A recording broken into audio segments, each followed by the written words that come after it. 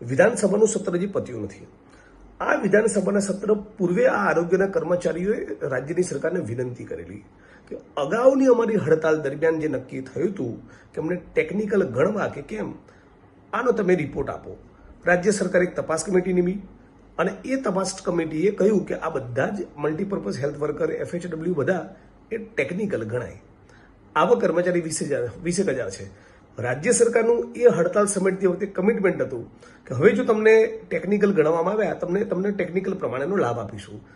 લાભ આપવાની વાત જ્યારે આવી ત્યારે રાજ્ય સરકારે હાથ અદ્ધર કરી દીધા અને હવે એ કમિટીના રિપોર્ટમાં પડવા માંગતા નથી. એના કારણે આપણા PSC, CSC ડિસ્ટ્રિક્ટ હોસ્પિટલમાં રાત દિવસ સેવાઓ આપનારા અને કોરોનામાં પોતાના જીવનું જોખમ મૂકીને જેમણે ફરજ અદા કરી એવા આરોગ્ય કર્મચારીઓનું હવે આ રાજ્યની સરકાર સાંભળવા માંગતી નથી. એના વિરોધમાં હડતાલ ચાલી રહી છે. એમની પોતાની કોઈ ખોટી માગણીઓ નથી.